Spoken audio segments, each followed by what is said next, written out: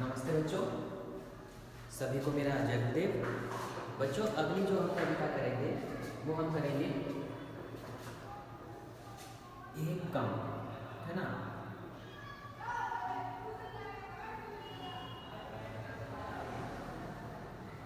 इसकी मैंने अभी व्याख्या सेंड की है, व्याख्या दीजिए, आप उसको अच्छे से समझिए। अच्छा देखिए, एक कम से पहले जो बाकी कविता है ना वो हमारे अब सिलेबस से हट गई है ना। अब जो हमने पहली कविता करी थी जयशंकर प्रसाद जी की, उसके पास सीधा एक कम है और इसके कवि कौन है? विष्णु खरे जी, है ना।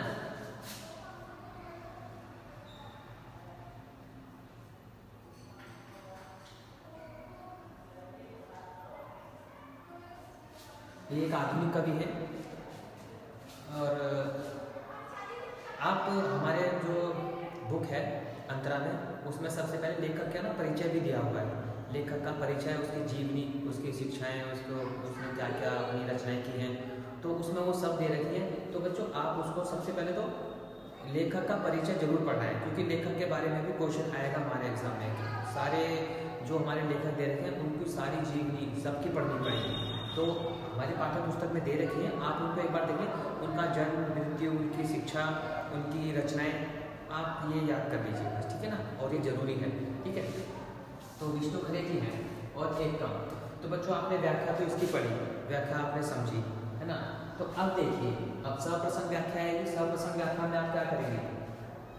सप्रसंग व्याख्या को इस कविता की अगर आपसे 4 से 5 पंक्तियां दे दी तो आप कैसे लिखेंगे? तो जैसे सप्रसंग व्याख्या एग्जाम में कैसे लिखेंगे? पहले तो वही है संकेत जो आता है, मतलब शुरू की 2 लाइनें, जो 4 से 5 पंक्ति दी हैं उनकी शुरू की 2 लाइनें और फिर आखिरी की 2 लाइनें। जैसे ये वाली कविता कहाँ से शुरू होती है? 1947 के बाद में, है ना। तो आप कैसे लिखेंगे?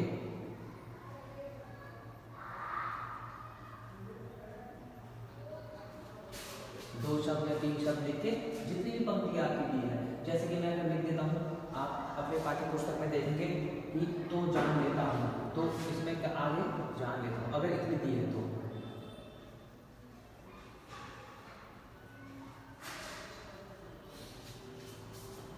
चल तो आप ऐसे संगीत लिख देंगे कि हमें जो व्याख्या करनी है वो हमें इन पंक्तियों की करनी है।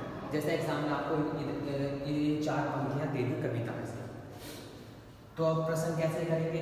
प्रसंग में क्या लिखेंगे? आपको मैंने बताया था प्रसंग में आप क्या लिखेंगे कि प्रस्तुत पंक्तियां हमारे पाठ्य पुस्तक अंतरा भाग 2 में, हमारे भाग 2 में संगीत एक कम कविता से ली गई है ना, जिसके कवि विष्णु खरे जी हैं।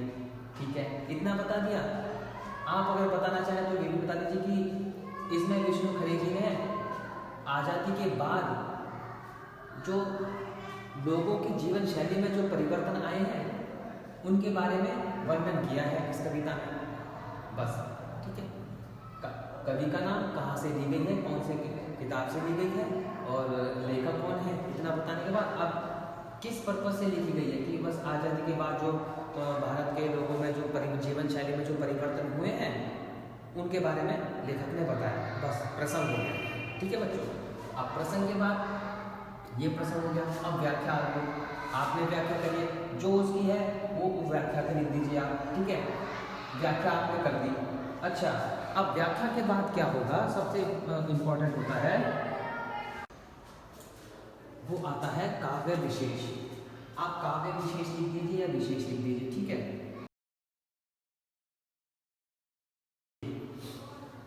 इसमें आपको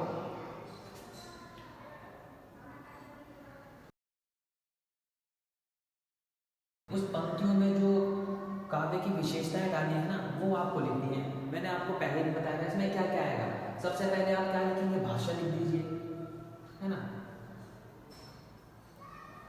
भाषा कैसी है? अब इस कविता की भाषा है खड़ी बोली। खड़ी बोली मतलब आधुनिक जो हमारी भाषा है ना हिंदी की, उसको खड़ी बोली कहते हैं, जो हम आम बोलचाल में प्रयोग में लाते हैं, है ना।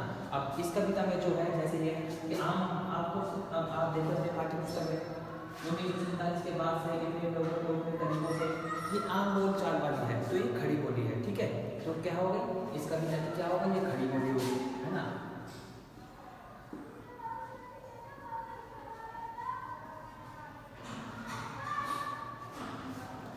अच्छा, खड़ी बोली के बाद आप क्या लिखेंगे? खड़ी बोली के आप भाषा विवादन लिख लीजिए।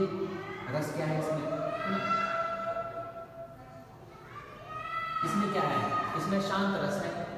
अच्छा, रस जैसे काव्य सौंदर्य, काव्य सौंदर्य में होता है ना, जैसे कि श्रृंगार रस होता है, शांत रस होता है, वीर रस होता है। श्रृंगार रस कहाँ होता है? जहाँ पे नायक नायिका के जो है ना, हीरो हीरोइन, जो प्रेम की जहाँ बात होती है वहाँ पे श्रृंगार रस होता है। अब इसमें कोई प्रेम की बात तो है नहीं, तो इसमें श्रृंगार रस नहीं होगा। वीर रस कहाँ होता है? वीर रस वहाँ होता है वीर, जहाँ पे सैनिकों के, अपने योद्धाओं की, है ना, उनकी जहाँ बात होती है, उनके ऊपर जो कविताएं होती हैं, वहाँ पे वीर रस होता है ना। और शांत रस इस कविता में क्या है? शांत रस है। शांत रस वो होता है जिसको हम बैठ के अपने मन के अंदर, अपने भावों से, अपने भावों के अंदर सुन सकते हैं, है ना, अपने हृदय में आराम से शांत बैठ के शांति से सुन सकते हैं, वहाँ शांत रस होता है। तो अब ये कविता क्या है? ना तो सौंदर्य में है ना, श्रृंगार में नहीं है, क्योंकि इसमें ना प्रेम की बात हो रही है, ना वीर रस है, ना कोई योद्धाओं अपने सैनिकों और अपने, है ना, युद्धों की बात हो रही है, तो वीर रस भी नहीं है। तो ये कहाँ होगा? यहाँ पे शांत रस होगा। इस कविता में कौन सा रस है? शांत रस,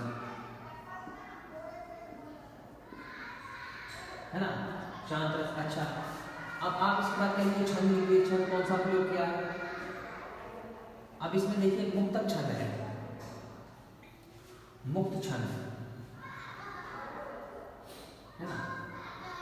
मुक्त छंद कैसे है? मतलब ये होते हैं दोहा, चौपाई। दोहा जैसे दो की होती है, दो की लय बनी होती है, चौपाई में चार की लय बनी होती है ना। या इस छंद में क्या है? मुक्तक छंद है ये, मुक्तक छंद। मुक्तक छंद कैसे हो करेंगे बच्चे? मुक्त छंद जैसे किसमें कोई बंधन ना हो, है ना। मतलब कि जैसे कि मैं बताऊं, कवि को अपने जो छंद है ना, वो एक लय में बांधने की आवश्यकता नहीं पड़ी जिसमें, है ना। जैसे कि मैं आपको बताऊं एक कैसे, जैसे कि आप एक कविता लिख लीजिए, बच्चों की जो कविता है, जो जैसे मछली जल की रानी है, जीवन उसका पानी है। ये क्या है? एक गाने वाले, मतलब एक के बाद एक लाइन मिलती है ना, इनको लय में बांधा गया है ना। लेकिन अब ये कविता आप देखिए, ये जो हमारी एक कविता है, इसमें ऐसा संगीतात्मक नहीं है, गेयात्मक नहीं है, ये गाई नहीं जा सकती, एक लय में नहीं बांधी जा सकती, है ना। ये मुक्तक है, मतलब बस शब्दों का प्रयोग किया, मुक्त मुक्त तरीके से शब्दों का प्रयोग किया है, तो ये क्या है? मुक्त छंद है, ठीक है ना। अब अगर ये ऐसी कविता होती जिसको हम लय में मतलब गा सकते, तो हम विशेष में ये भी लिख देते कि संगीतात्मक है, गेयात्मक है ना, संगीत में प्रोने लायक है, गाने लायक है ये कविता। लेकिन ये नहीं है, तो विशेष में हम वो नहीं लिख सकते, ठीक है ना। तो मुक्त छंद वो हो गया जहाँ से कवि अपनी भावनाएं प्रकट करता है, शब्दों की कोई बंधन नहीं होता कि एक के बाद एक शब्द मिलनी चाहिए या मात्राएं मिलनी चाहिए, ऐसा कुछ नहीं होता, है ना। उसको सिर्फ अपने भाव प्रकट करने की आवश्यकता है, तो इसमें एक मुक्त छंद है। अच्छा, एक अलंकार लिख सकते हैं इसमें, है ना।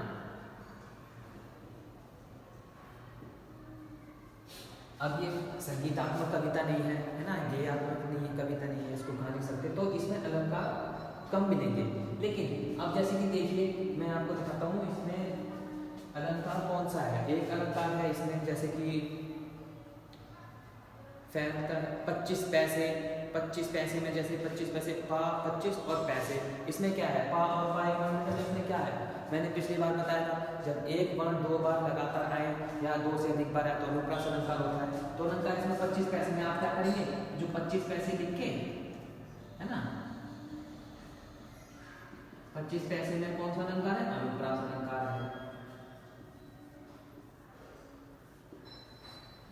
है ना। तो ये लिख देना। अब उसके बाद आप क्या लिखेंगे? एक शब्द शक्ति लिखिए, लिख दो शब्द शक्ति। 4 से 5 पॉइंट आप लिख देंगे तो आपकी विशेष का पूरा नंबर मिलेगा। विशेष में शब्द शक्ति क्या है? इसमें लक्षणा शब्द शक्ति है ना।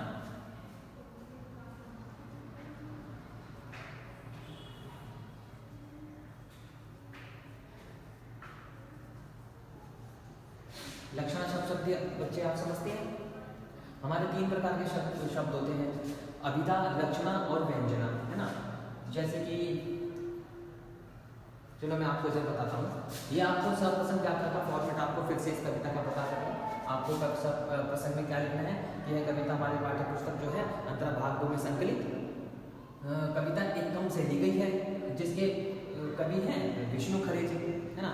आप उसमें थोड़ा सा ये लिख दीजिए कि कवि ने इसमें आज़ादी के बाद जो भारत के लोगों के जीवन में जो परिवर्तन आया है उसके बारे में बताया है। बस प्रसंग अपना हो गया। व्याख्या लिख दीजिए आप, व्याख्या जो आपने लिखी है पूरी व्याख्या करके विशेष में आप ये सब लिख दीजिए, है ना। इस कविता में रस कौन सा है? शांत रस है। भाषा खड़ी बोली है। छंद जो है मुक्त छंद है। अलंकार में अनुप्रास अलंकार आ रहा है। शब्द शक्ति में लक्षणा शब्द शक्ति है। मैं एक बार आपको जरा सा बताया था ये शब्द शक्ति क्या होता है। जैसे कि 3 प्रकार के होते हैं।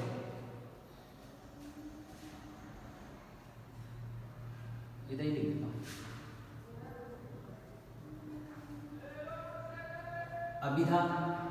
अभिधा शब्द शक्ति, लक्षणा शब्द शक्ति और एक व्यंजना। आपको मोटा मोटा बताया था, है ना। अभिधा में क्या होता है? अभिधा में बच्चों बहुत अभिधा शब्द शक्ति वहां आती है जो कवि ने जो वाक्य या शब्द लिखा है ना उसका वही अर्थ है। मैं अभी उदाहरण दूंगा जैसे, है ना। और लक्षण में क्या होता है? कवि जो है शब्दों के माध्यम से हमें कोई और अर्थ प्रकट कराना चाह रहा है। जैसे कि मैं आपको बताता हूं, इधर जैसे किसी ने लिखा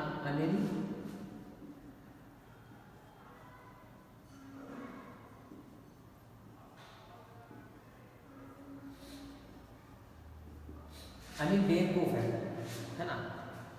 अनिल बेवकूफ है, इसका क्या अर्थ है? अनिल बेवकूफ है। इन शब्दों से हमको साफ साफ यही पता लग रहा है जो शब्द में लिखा हुआ है। अनिल बेवकूफ है मतलब मंदबुद्धि है, बेवकूफ है ना। तो ये क्या हुआ? ये तो अभिधा शब्द शक्ति हुई जहाँ पे सीधा सीधा हमें अर्थ का पता लग गया। अब जैसे कि इधर अगर लिखा होता कि अनिल, या फिर जैसे मैं बोलूँ किसी को, या आप सब एक दूसरे दोस्त में बोलते होंगे अनिल गधा है, ऐसे बोलते हैं ना। तो अनिल गधा है इसका मतलब ये थोड़ी ना होता है कि अनिल तो गधा बन गया, है ना। जानवर तो नहीं बन सकता। आपको भी पता लग रहा होगा हम क्यों बोलते हैं अनिल गधा है। गधा, अरे यार वो बेवकूफ है। बेवकूफ भी जब बोले अगर तो गधा है, तेरे को तो कुछ समझदारी नहीं है ना। तो अब ये जो है शब्द तो गधा है लिखा, लेकिन इसके अर्थ से हमें कुछ और ही प्रतीत होता है। तो ये क्या है? लक्षणा शब्द शक्ति है ना। तो इस कविता में लक्षणा शब्द शक्ति का प्रयोग किया है। जैसे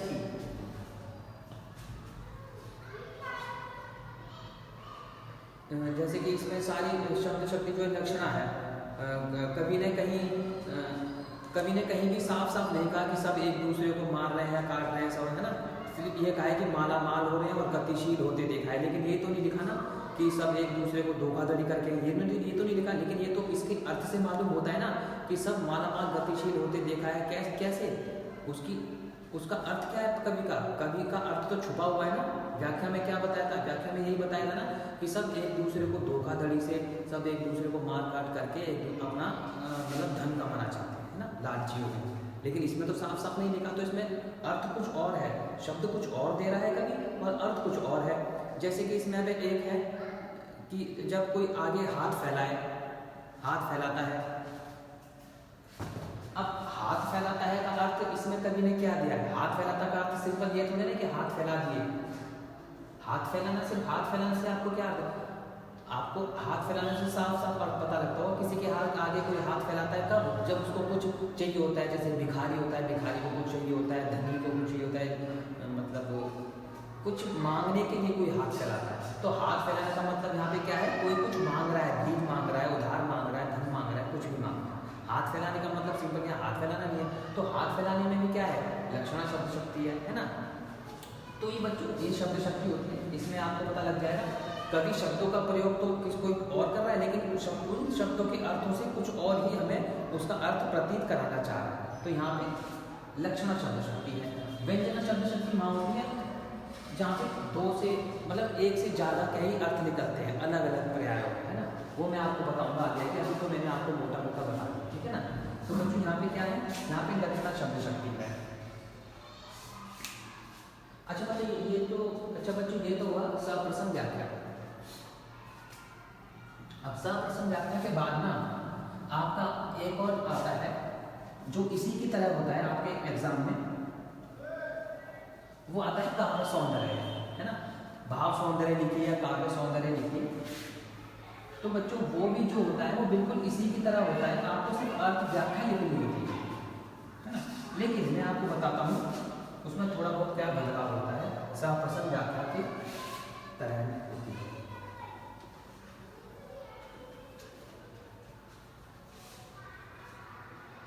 जैसे कि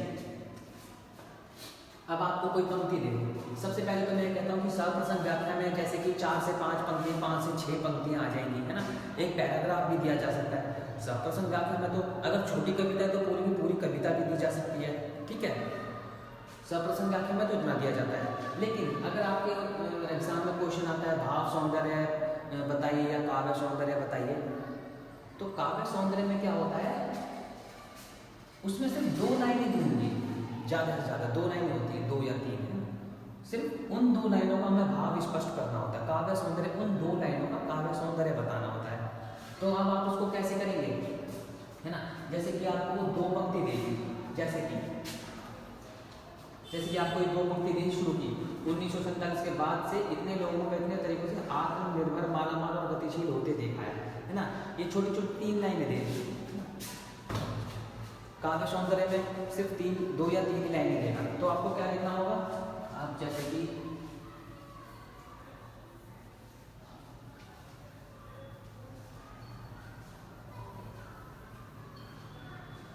आप यहाँ लिखिए काव्य सौंदर्य, है ना।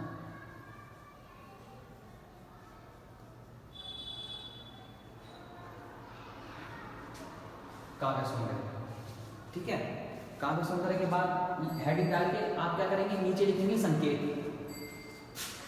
ये संकेत होता है बच्चों, है ना। संकेत में जितनी पंक्ति दी होगी, जैसे 1947 पर इधर तो मैंने पूरी मतलब 4 से 5 लाइनों का लिखा था, इसमें जैसे 2 लाइनों तक लिख देता हूँ, होते देखा है। तो आपने जो भी एग्जाम में 2 या 3 पंक्ति देखी है आखिरी का, ठीक है। अब इन पंक्तियों को आपको काव्य सौंदर्य बताना है। तो सबसे पहले आप क्या करेंगे, पहले इसमें आएगा का भाव, क्या आएगा, भाव सौंदर्य।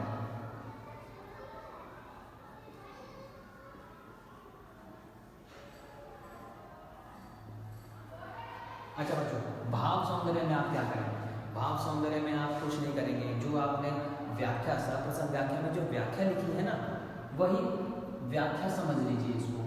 लेकिन क्या करना है आपको, इसमें सिर्फ 2 से 3 पंक्ति दी है, तो सिर्फ उतनी व्याख्या लिखनी है ना, बस, कि कवि क्या कहना चाह रहा है। इन पंक्तियों में जैसे क्या था, 1947 के बाद इतने लोगों को इतने तरीकों से आत्मनिर्भर, मालामाल और गतिशील होते देखा है, तो आप क्या लिखेंगे, कवि विष्णु खरेदी जो हैं, कवि विष्णु खरेदी जो हैं वो इस पंक्ति में यह कहना चाह रहे हैं कि 1947 के बाद, आज़ादी के बाद हमारे जो भारत देश में जो लोगों के जीवन में जो परिवर्तन आया है, जो धनी होने की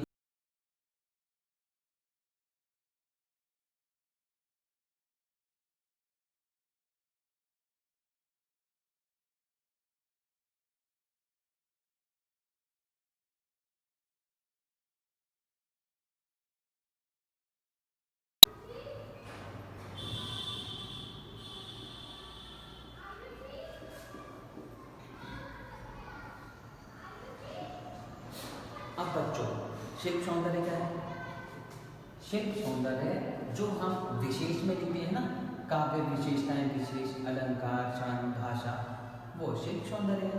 शिल्प सौंदर्य में आप क्या करेंगे, उस पंक्ति में क्या है वही है। पहले तो आप क्या लिखेंगे, देखिए कवि का नाम लिख दो, कविता कौन सी है, एक कम,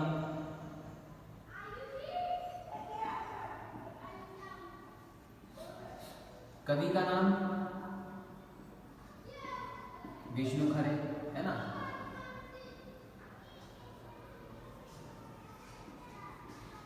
उसके बाद आप क्या लिखेंगे, भाषा लिख दीजिए। इस कविता की मैंने भाषा कैसे बताई थी, खड़ी बोली बताई थी, है ना। भाषा के बाद अलंकार बता दीजिए, अलंकार है उस पंक्तियों में, अलंकार है तो अलंकार बता दीजिए, वरना मत बताइए अलंकार में उन पंक्तियों में, तो है ना। छंद बता दीजिए, उनमें भी क्या है, पूरी की पूरी कविता जो है मुक्तक छंद में है, तो छंद कौन सा है, मुक्त या मुक्तक छंद, या और शब्द शक्ति बता दीजिए। शब्द शक्ति क्या है, मैंने जो आपको बताया था लक्षण, है ना। ये 4 से 5 आप विशेषताएं बता देंगे तो आपका ये काव्य सौंदर्य भी हो जाएगा। तो बच्चों सर्वप्रथम व्याख्या और काव्य सौंदर्य में ज़्यादा कुछ डिफरेंस नहीं है।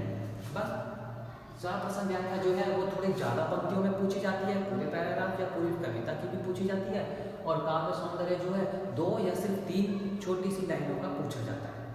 तो ये है, इस तरीके से आपको पता लग गया इस कविता का नाम क्या है, कवि का नाम क्या है, भाषा इसमें खड़ी बोली है, अलंकार इसमें सिर्फ एक है, या आपको पता लग जाएगा कि उसमें छंद क्या है, मुक्तक है, शब्द शक्ति इस पूरी में लक्षणा शब्द शक्ति है।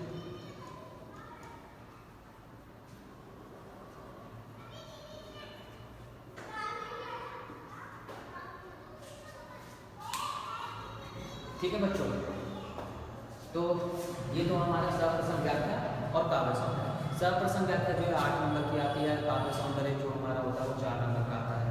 तो इसमें आप छोटे छोटे पॉइंट लिख के पूरे के पूरे नंबर आप पा सकते हैं बस। लेकिन आपको ये है कि कविता आपको पता होना चाहिए कि ये कविता कौन सी है। अगर ये पंक्तियाँ आ गई, क्योंकि उसमें कविता का नाम थोड़ी ना देगा आपको, अगर पंक्तियाँ आ गई, आपने आज ये पंक्तियाँ आपने आज अच्छे से पढ़ ली, आपको ध्यान है, आपके एग्जाम में आगे चल के पंक्तियाँ आई 1970, तो आपको पता होना चाहिए कि ये जो पंक्तियाँ थी ये उस कविता में है, किसमें, एक कम कविता में थी, और इस कविता के लेखक कौन थे, विष्णु खरी जी थे। तब आप इन चीज़ को सारी इंफॉर्मेशन आप दे पाओगे, ठीक है ना। तो इसीलिए आपको कविता को पता होना चाहिए कि कौन सी पंक्ति कौन सी कविता से, इसलिए उनको ध्यान से पढ़ें, और उनके लेखक का भी जीवन परिचय वगैरह लेखक भी उनका ध्यान याद रखें कि कौन सी कविता का कौन सा लेखक है, ठीक है बच्चों। वैसे आपका बहुत सारा सिलेबस कट चुका है, इसलिए आपको ज़्यादा परेशानी नहीं होनी चाहिए, थोड़ी सी कविताएं हैं, आपको याद हो जाएगा, ठीक है बच्चों। तो व्याख्या मैंने आपको करा दी, व्याख्या मैंने आपको सेंड करी थी, आप उसको अच्छे से समझना, फिर सर्वप्रथम व्याख्या की भी प्रैक्टिस करना। सर्वप्रथम व्याख्या मैंने आपको बताई है और काव्य सौंदर्य भी मैंने आपको बताया, ठीक है बच्चों। और आप इसके प्रश्न उत्तर जो है आप अपनी तरफ से करने की कोशिश करना, बाकी फिर मैं भी आपको प्रश्नोत्तर बताऊँ, ठीक है बच्चों।